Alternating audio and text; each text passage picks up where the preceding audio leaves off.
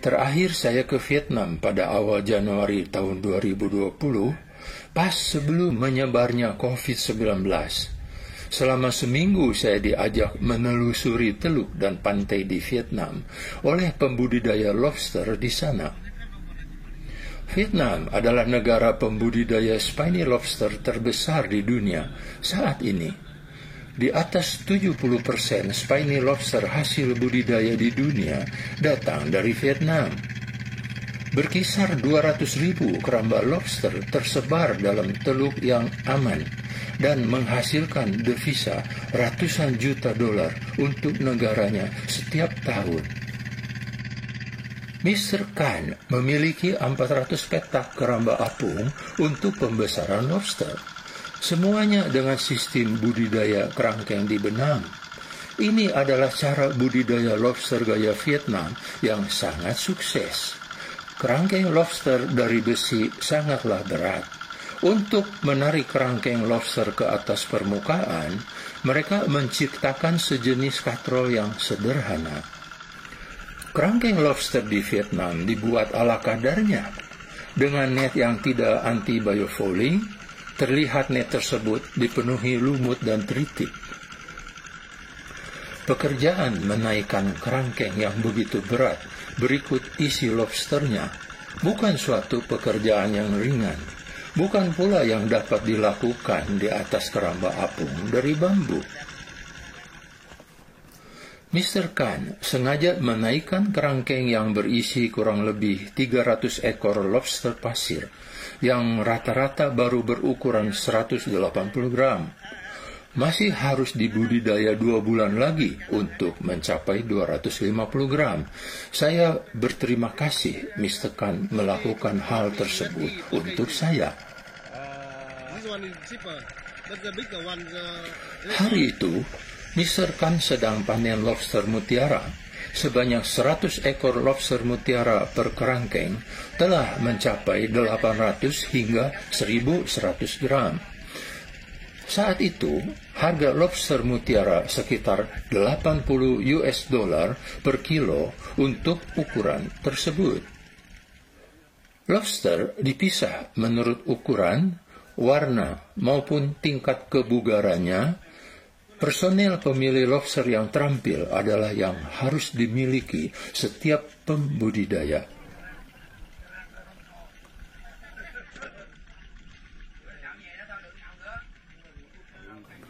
Pembudidaya membersihkan sisa pakan dalam kerangkeng baby lobster setiap pagi hingga siang hari.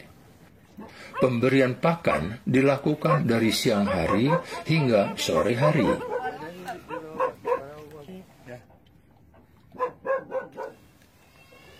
Selama 1 bulan 3 hari, perulus dalam kerangkeng telah membentuk kelopas dan berukuran sekitar 7 cm.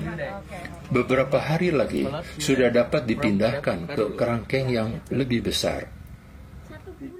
Pakan lobster bisa berupa rucah, udang kecil, keong sawah, dan kerang-kerangan.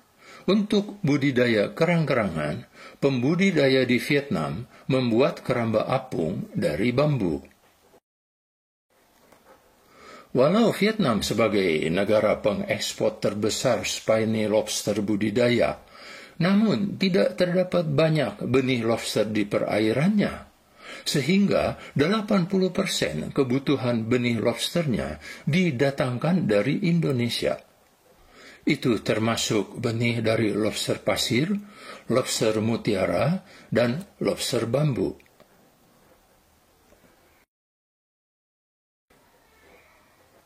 PT Gani Arta Dwi Tunggal berlokasi di Kabupaten Bandung Barat, Provinsi Jawa Barat, menempati lahan 12 hektar dengan 500 karyawan. Produksi utamanya adalah sarana perikanan dan sarana pariwisata terapung merek Aquatech. Memiliki 3 line mesin pembuat pipa, mampu memproduksi ukuran pipa dari diameter 50 mili hingga 800 mili, dan memiliki berbagai ukuran mesin bath fusion.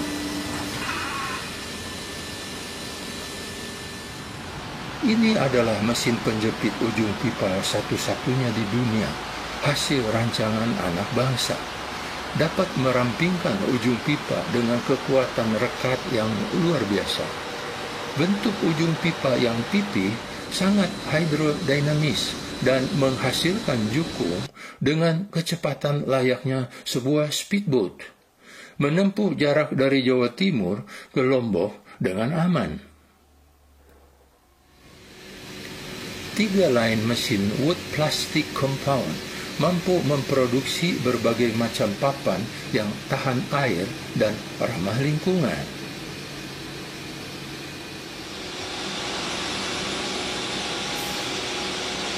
Tiga lain mesin injection mold memproduksi parts dari HDPE untuk kebutuhan Aquatech.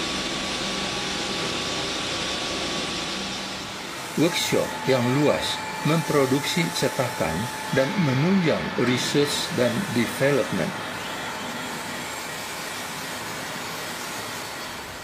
Dengan fasilitas seperti itu, tidak sulit bagi Aquatech menciptakan keramba apung ramah lingkungan yang lebih canggih daripada keramba lobster Vietnam saat ini. Tersebut adalah kerangkeng untuk perulus dan lobster kecil yang biasa disebut jangkrik.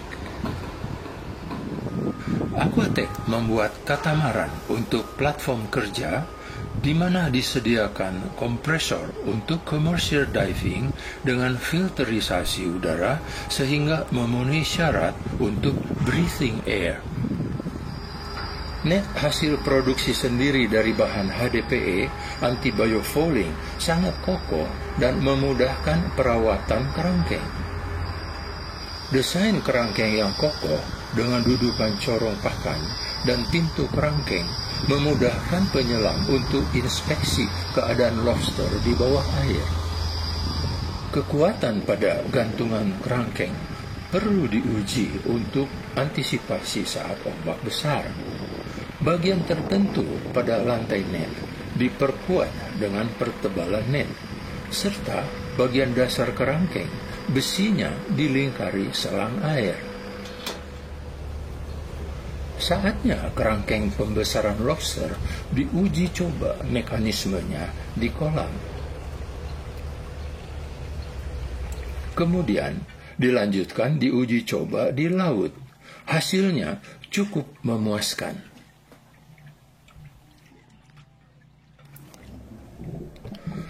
Sistem kerangkeng di benam ke dalam laut memiliki beberapa keunggulan. Suhu air yang setara suhu di habitat aslinya, yaitu di sekitar 22 hingga 24 derajat Celcius. Terhindar dari polusi di permukaan laut dan di dasar.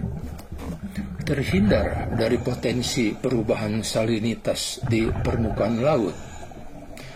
Lobster dalam kerangkeng di bawah permukaan laut relatif tidak terganggu oleh aktivitas pembudidaya di